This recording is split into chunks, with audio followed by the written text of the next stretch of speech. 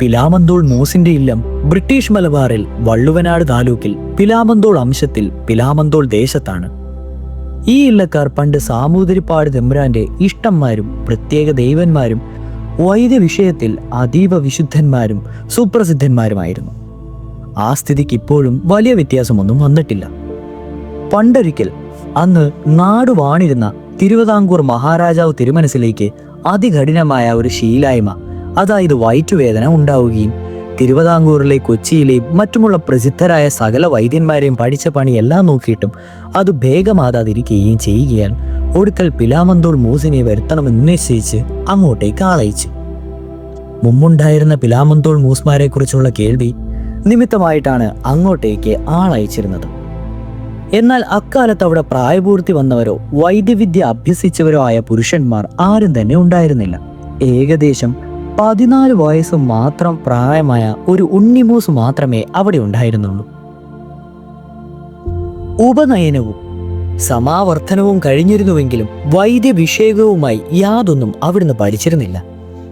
മഹാരാജാവ് തിരുമനസിലെ ആളുകൾ ചെന്ന് വിവരം പറഞ്ഞപ്പോൾ അവിടുന്ന് അത്യന്തം വിഷണ്ണനായി തീർന്നു.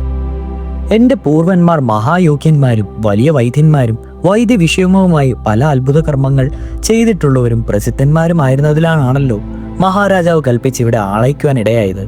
കഷ്ടം ഈശ്വര, ഞാൻ ഇങ്ങനെ ആയിപ്പോയല്ലോ.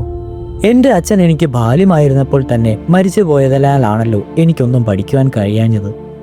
തിരുവിതാംകൂറിൽ പോയി മഹാരാജാവിന്റെ സുഖക്കേട് ഭേദമാക്കിയെങ്കിൽ എനിക്ക് വളരെയേറെ ശ്രേയസ്സും യശസ്സും ബഹുമതിയും ലഭിക്കുമായിരുന്നു. ഒന്നും പഠിച്ചിട്ടില്ലാത്ത ഞാൻ വിചാരിച്ചാൽ അത് സാധ്യമല്ലല്ലോ. ഈശ്വര, ഇപ്പോൾ ഞാനിവിടെ എന്താണ് ചെയ്യേണ്ടത്? എനിക്കൊന്നും അറിഞ്ഞുകൂടെന്ന് പറഞ്ഞാൽ ഈ കുടുംബത്തോടു കൂടി കുറച്ചിലായി തീരുമല്ലോ എന്നിങ്ങനെയൊക്കെ വിചാരിച്ച് അവിടുന്ന് ഏറ്റവും വിഷാദത്തോടുകൂടി അകത്ത് ചെന്ന് തൻ്റെ അമ്മയെ വിളിച്ച് വിവരമെല്ലാം പറഞ്ഞു. അപ്പോൾ ആ അന്തർജനം, ഉണ്ണി, ഒട്ടും വിഷാദിക്കേണ്ട. നമ്മുടെ പരദൈവമായ പരമേശ്വരനെ ഭക്തിപൂർവം 12 ദിവസം ഭജിക്കുക.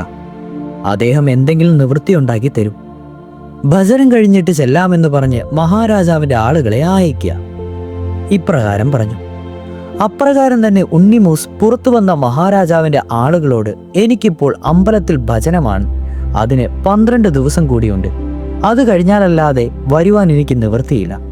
നിങ്ങൾ പോയി ഭജനം കഴിയുമ്പോഴേക്കും വരിക, പിന്നെ നമുക്ക് ഒരുമിച്ച് പോകാമെന്ന് പറഞ്ഞു.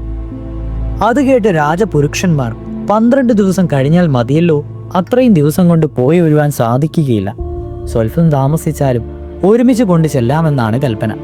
അതിനാൽ ഭജനം കഴിയുന്നതുവരെ ഞങ്ങൾ ഇവിടെ താമസിച്ചു കൊള്ളാമെന്ന് പറഞ്ഞു. എന്നാൽ അങ്ങനെ തന്നെ ഉണ്ണിമൂസ് അത് സമ്മതിക്കുകയും അവിടുന്ന് അന്ന് തന്നെ ഭജനം ആരംഭിക്കുകയും ചെയ്തു. ഭജനം അത്യന്തം ഭക്തിയോടും വലിയ നിഷ്ഠയോടും കൂടിയായിരുന്നു.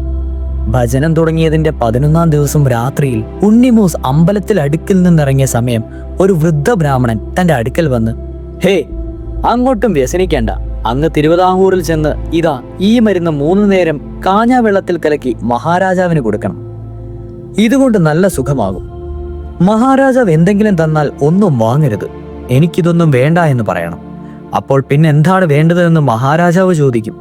ഉടനെ അങ്ങ്, താമ്രപർണി നദിയിൽ ധ്വനന്തരിയുടെ വിഗ്രഹം കിടക്കുന്നുണ്ട്, അത് അവിടെ നിന്ന് എടുപ്പിച്ച് എൻ്റെ പരദേവതയായ ശിവന്റെ ഇടതുവശത്തേക്ക് ആ അമ്പലത്തിൽ തന്നെ പ്രതിഷ്ഠ കഴിപ്പിച്ച് തരണം. ഇതാണ് എനിക്ക് വേണ്ടത് എന്ന് പറയാം. ബിംബം മുങ്ങിയെടുക്കുവാനുള്ള ആളുകൾ താമ്രപർണി നദീരത്ത് ചെല്ലുമ്പോൾ അത് കിടക്കുന്ന സ്ഥലം കാണിച്ചു കൊടുക്കുന്നതിനും പ്രതിഷ്ഠ കഴിക്കുന്നതിനുമുള്ള ആൾ അവിടെ വരും. ആൾ പറയുന്ന സ്ഥലത്ത് നിന്ന് ബിംബം എടുപ്പിച്ച് ആ ആളെ കൊണ്ട് പ്രതിഷ്ഠ കഴിപ്പിച്ചാൽ മതി. ഇങ്ങനെ പറയണം. ഇതെങ്ങനെ അറിഞ്ഞു എന്ന് മഹാരാജാവ് ചോദിച്ചാൽ ഈ പരമാർത്ഥമൊന്നും പറയരുത്, ഞാൻ ഇങ്ങനെ കേട്ടിട്ടുണ്ടോ എന്ന് മാത്രമേ പറയാവൂ. മഹാരാജാവ് ബിംബം എടുപ്പിച്ച് പ്രതിഷ്ഠ കഴിപ്പിച്ചാൽ പിന്നെ ഇപ്പോൾ ശിവനെ എന്ന പോലെ തന്നെ ദ്വന്ദ്വരീതിയിലും പരദേവതയായി വിചാരിച്ച് സേവിച്ചു കൊള്ളണം. പൂജാ നിവേദ്യാദികൾ 2 സ്ഥലത്തും യാതൊരു വ്യത്യാസവും കൂടാതെ ഭക്തിപൂർവം ഒരേപോലെ നടത്തിച്ചു കൊള്ളണം. എന്നാൽ നിങ്ങൾക്ക് ഐശ്വര്യവും വൈദ്യത്തിൽ പ്രസിദ്ധിയും പൂർവാധികം വർദ്ധിക്കും. ഇങ്ങനെ പറഞ്ഞ് 3 ഗുളിക തന്റെ കയ്യിൽ വെച്ചതായി ഉണ്ണിമൂസിന് തോന്നി. ഉടനെ ഉണർന്നു നോക്കിയപ്പോൾ അവിടെ എങ്ങും ആരെയും കണ്ടില്ല. എങ്കിലും 3 ഗുളിക തന്റെ കയ്യിലിരിക്കുന്നതായി കണ്ട് ഉണ്ണിമൂസ് വളരെ വിസ്മയിക്കുകയും വൃദ്ധബ്രാഹ്മണന്റെ വേഷത്തിൽ തന്റെ അടുക്കൽ വന്ന് ഇപ്രകാരം പറയുകയും മരുന്ന് നൽകുകയും ചെയ്തത് തന്റെ പരദേവതയായ ശ്രീ പരമേശ്വരൻ തന്നെയാണെന്ന് വിശ്വസിക്കുകയും ചെയ്തു. 12 ദിവസം കഴിഞ്ഞ് 13-ാം ദിവസം യഥാവധി ഭജനം കാലുകൂടുകയും ഇല്ലത്ത് ചെന്ന് അമ്മയെ വിളിച്ച് വിവരമെല്ലാം ധരിപ്പിക്കുകയും പാദത്തെങ്കിൽ വീണ് നമസ്കരിച്ച് യാത്ര പറഞ്ഞ് അനുഗ്രഹവും അനുവാദവും വാങ്ങിയതിനു ശേഷം ഉണ്ണിമൂസ് മഹാരാജാവിന്റെ ആളുകളോടുകൂടി തിരുവിതാംകൂറിലേക്ക് പുറപ്പെടുകയും യഥാകാലം രാജധാനിയിലെത്തിയ മഹാരാജാവിനെ കാണുകയും തന്റെ കൈവശമുണ്ടായിരുന്ന ഗുളിക മൂന്ന് നേരമായി മഹാരാജാവിനെ സേവിപ്പിക്കുകയും ചെയ്തു. ആ ഗുളിക സേവിച്ചതോടുകൂടി സിരുമനസിന്റെ വയറ്റിൽ വേദന നിശേഷം വിട്ടുമാറി. അവിടുന്ന് പരിപൂർണ സുഖത്തെ പ്രാപിച്ചു. അതിനാൽ അവിടുന്ന് സന്തോഷിച്ച് ഉണ്ണിമൂസിന് വിലപിടിച്ച അനേകം സമ്മാനങ്ങൾ കൽപ്പിച്ചു കൊടുത്തു. ഉണ്ണിമൂസ് എനിക്കിതൊന്നും ആവശ്യമില്ല എന്ന് പറഞ്ഞ് ഉപേക്ഷിച്ചതല്ലാതെ അവയൊന്നും സ്വീകരിച്ചില്ല. പിന്നെ മൂസിന് എന്താണ് വേണ്ടതെന്ന് കൽപ്പിച്ച് ചോദിച്ചപ്പോൾ ഉണ്ണിമൂസ് ബ്രാഹ്മണൻ പറഞ്ഞതുപോലെയൊക്കെ പറയുകയും അപ്രകാരം ചെയ്യുന്നതിന് വേണ്ടുന്നുള്ള പണവും കൊടുത്ത് തക്കതായ ആളുകളെ കൽപ്പിക്കുകയും ചെയ്തു. മഹാരാജാവ് തിരുമനസ്സുകൊണ്ട് കൽപ്പിച്ച ആൾക്കാർ താമ്രാപർണീതീരത്തെത്തി. ഏത് ഭാഗത്താണ് മുങ്ങിത്തപ്പേണ്ടതെന്ന് സംശയിച്ചുകൊണ്ട് നിന്നപ്പോൾ എവിടെ നിന്നോ അവിടെ ഒരു സന്യാസി ചെന്ന് ചേർന്നു. അപ്പോൾ ഒരു കൃഷ്ണപ്പരുന്ത് നദിയുടെ മേൽഭാഗത്ത് വട്ടം നിന്ന് പറന്നുകൊണ്ടിരിക്കുകയും ചെയ്തു. ആ സന്യാസി രാജപുരുഷന്മാരോട് നിങ്ങൾ എന്താണ് സംശയിച്ചു നിൽക്കുന്നത്? ആ പരുന്ത് പറക്കുന്നതിന്റെ നേരെ താഴെ മുങ്ങി നോക്കിയാൽ ബിംബം കിട്ടുമെന്ന് പറഞ്ഞു.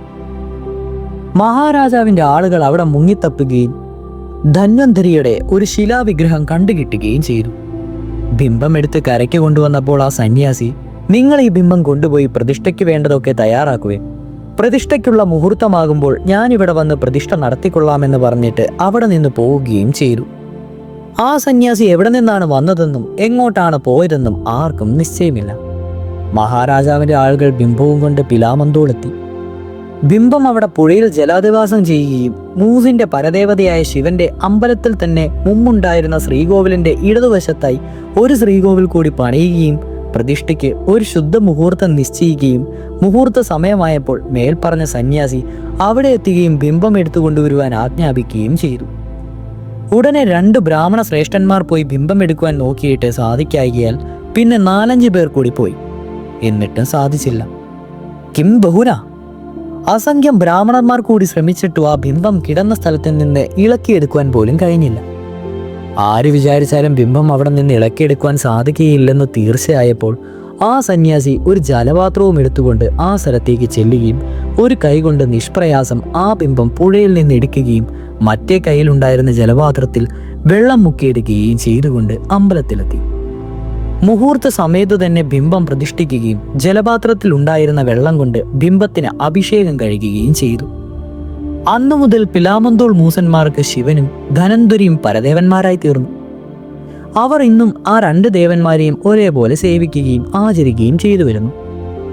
അവിടെ 2 ദേവന്മാർക്ക് നിത്യാതിദാനം, മാസവിശേഷം, ആട്ടവിശേഷം മുതലായവയെല്ലാം ഇന്നും ഒരേപോലെ തന്നെയാണ് നടത്തിവരുന്നത്.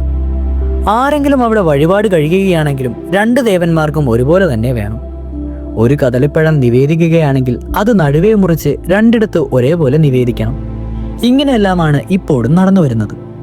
തിരുവിതാംകൂർ മഹാരാജാവിന്റെ സുഖക്കേട് ഭേദമാക്കിയ ഉണ്ണിമൂസ് ധന്വന്തരിയുടെ പ്രതിഷ്ഠ കഴിഞ്ഞതിന്റെ ശേഷം ആ ദേവനെയും പൂർവ്വ പരദേവതയായ ശിവനെയും ഭക്തിപൂർവം വളരെ സേവിക്കുകയും അഷ്ടവൈദ്യന്മാരിൽ ഒരാളായ ആലത്തൂർ നമ്പിയുടെ അടുക്കൽ യഥാക്രമം വൈദ്യശാസ്ത്രം പഠിക്കുകയും വൈദ്യവിഷയത്തിൽ അവിടുന്ന് അതിസമർത്ഥനും വിശ്വവിസ്തൃതനായി തീരുകയും അനന്തരം തന്റെ ഗുരുനാഥന്റെ പുത്രിയായ ഒരു കന്യകയെ യഥാക്രമം വിവാഹം കഴിക്കുകയും അതിലവിടേക്ക് ധാരാളം പുത്രസന്താനങ്ങൾ ഉണ്ടാവുകയും ആ സന്താന പരമ്പര ക്രമേണ വർദ്ധിക്കുകയും അവരെല്ലാവരും അവരുടെ പരദേവതമാരെ യഥാക്രമം സേവിക്കുകയാൽ വൈദ്യവിഷയത്തിൽ പൂർവന്മാരെ അതിശയിപ്പിച്ച പ്രസിദ്ധന്മാരായി തീരുകയും ചെയ്തു.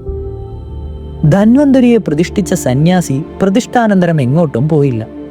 തപസ് ചെയ്തുകൊണ്ട് ആ അമ്പലത്തിൽ തന്നെ വളരെ കാലം ഇരിക്കുകയും ഒടുക്കം അവിടെ വെച്ച് തന്നെ സ്വർഗാരോഹണം ചെയ്യുകയും ചെയ്തു. സന്യാസിയുടെ മൃതശരീരം ആ അമ്പലത്തിൽ തന്നെ 2 ശ്രീകോവിലുകളുടെ മധ്യത്തിലായി ഭൂമിദാനം ചെയ്ത്, അതായത് സംസരിക്കപ്പെടുകയും ആ സ്ഥലത്ത് ഒരു തറ കെട്ടിച്ച് തുളസി നടുകയും ചെയ്തു. ആ തുളസിത്തറയും തുളസിയും ഇപ്പോഴും അവിടെ കാണുവാനുണ്ട്. ധന്വന്തരിയുടെ പ്രതിഷ്ഠയും സന്യാസിയുടെ സ്വർഗാരോഹണവും മറ്റും കഴിഞ്ഞിട്ട് വളരെ തലമുറകൾക്ക് ശേഷം പിലാമന്തോൾ മൂസിന്റെ ഇല്ലത്ത് ഒരു കാലത്ത് ഓരോരുത്തരായി കാലധർമ്മത്തെ പ്രാപിക്കുകയും ഒടുക്കൽ ഒരു കന്യക മാത്രം ശേഷിക്കുകയും ചെയ്തു. അക്കാലത്ത് നാടുവാണിരുന്ന സാമൂതിരിപ്പാട് തമ്പുരാന്റെ പുറത്ത് ഏറ്റവും വലുതായ ഒരു പ്രമേഹ കുരു ഉണ്ടാവുകയും അതിനെ ചികിത്സിക്കുന്നതിന് പിലാമന്തോൾ ഇല്ലത്ത് മൂസന്മാരാരും ഇല്ലാതിരിക്കുകയാൽ അവിടുന്ന് പ്രധാന ശിഷ്യന്മാരിൽ ഒരാളും പിലാമന്തോൾക്ക് സമീപം കൂലക്കൊല്ലൂർ എന്ന ദേശത്തുകാരനും വടക്കങ്കര എന്ന ഇല്ലപ്പേരുമായ ഒരു നമ്പൂതിരിയെ കൊണ്ട് ചികിത്സിപ്പിച്ചു. ശസ്ത്രക്രിയ ചെയ്യപ്പെട്ട് സുഖപ്പെടുത്തുവാൻ പ്രയാസമാണെന്ന് തോന്നുകയാൽ നമ്പൂരി ഒരു കുരു കീറുകയും ചികിത്സിച്ച് ദീനം ഭേദമാക്കുകയും ചെയ്തു. ശസ്ത്രക്രിയ ചെയ്യുകയാൽ ആ നമ്പൂരിയുടെ ശ്രാദ്ധാദികൾ ശേഷമുള്ള നമ്പൂതിരിമാർ നടത്തി കൊടുക്കാതിരിക്കുകയും അദ്ദേഹത്തിന് സ്വന്തം ഇല്ലത്ത് തന്നെ താമസിക്കുവാൻ പാടില്ലെന്നായി തീരുകയും ചെയ്തു. അതിനാൽ ആ വിവരം നമ്പൂരി സാമൂതിരിപ്പാട് തമ്പുരാന്റെ അടുക്കൽ അറിയിക്കുകയും തമ്പുരാൻ ആ നമ്പൂതിരിയെ കൊണ്ട് പിലാമന്തോൾ ഇല്ലത്തുണ്ടായിരുന്ന കന്യയെ വിവാഹം കഴിപ്പിക്കുകയും സർവ്വസ്വായത്തമായി അവിടെ ദത്ത് കയറ്റി താമസിപ്പിക്കുകയും ആ നമ്പൂതിരിയാക്കി വളരെ വസ്തുവകകൾ കൽപ്പിച്ചു കൊടുക്കുകയും ചെയ്തു. പിലാമന്തോൾ മൂസിന്റെ ഇല്ലത്തേക്ക് ഇപ്പോഴുള്ള വസ്തുക്കളിൽ മിക്കവയും സാമൂതിരിപ്പാട് തമ്പുരാൻ ഇപ്രകാരം കൽപ്പിച്ചു കൊടുത്തിട്ടുള്ളവയും ആ ഇല്ലത്തുള്ളവർ വടക്കങ്കര നമ്പൂരിയുടെ സന്താന പരമ്പരയിൽ ഉൾപ്പെട്ടവരുമാണ്. ഇപ്പോൾ ഈ ഇല്ലത്ത് ഒരു മൂസും അവിടുത്തെ അമ്മയും അവിടുന്ന് വിവാഹം കഴിച്ചിട്ടുള്ള അന്തർജനവും 2 പുരുഷ സന്താനങ്ങളും ഒരു സ്ത്രീ സന്താനവും മാത്രമേ ഉള്ളൂ. ആ പുരാതന കുടുംബം സകല ഐശ്വര്യങ്ങളോടും കൂടി എന്നെന്നും വർദ്ധിച്ചു വരുവാൻ സർവേശ്വരൻ കടാക്ഷിക്കുമാറാകട്ടെ.